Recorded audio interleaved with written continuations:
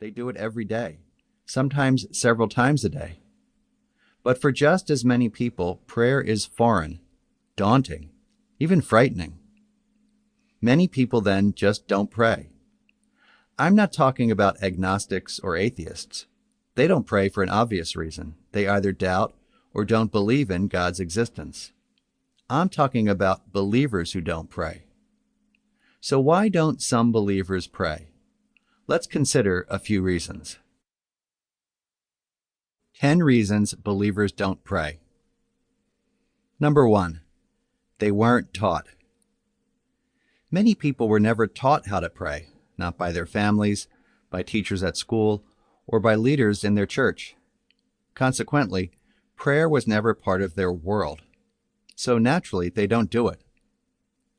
It's like not knowing how to swim because A, you've never had lessons, B, you didn't grow up near a pool or a body of water, and C, you don't know anyone who swims. You don't know how to swim not only because you've never learned, but also because the entire notion of doing it is foreign. Likewise, if you grow up in a prayer-free environment, it's not surprising that you wouldn't know much about prayer. 2, they consider prayer something reserved for holy people, not them.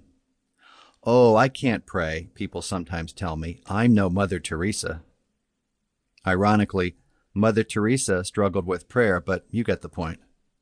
Perhaps they've read or heard stories about devout people who turn to God in prayer during difficult times, and they think, that must be nice, but I could never do that because I'm not that religious. It's a reluctance based on a degree of humility, a degree of embarrassment, even a degree of shame. Judging themselves not holy means that they shy away from prayer.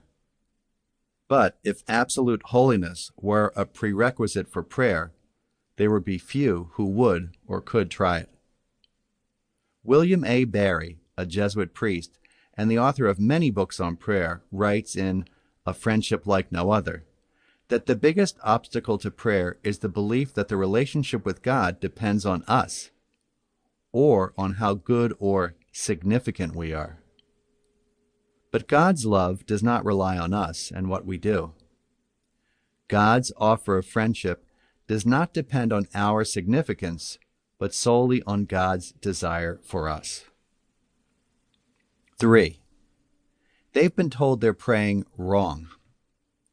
A man in his 20s once told me with immense sadness that he could never become a priest because a priest he consulted had told him he was praying the wrong way.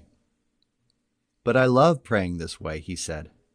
Happily, my friend eventually recognized that there is no right way to pray, and a few years later he entered the seminary.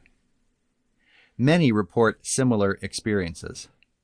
They are told they're praying wrong, but have no one to tell them that there is no wrong way to pray or to encourage them to continue trying. Often they just stop. Who can blame them? Or they believe that their prayers have to be lofty and follow certain formulas. People may want to pray, but feel that their way of prayer, whatever it is wrong. The German theologian Karl Rahner, S.J., writes, this difficulty may lead serious and thoughtful people to pray infrequently. 4, they're turned off by religion and are therefore turned off by prayer.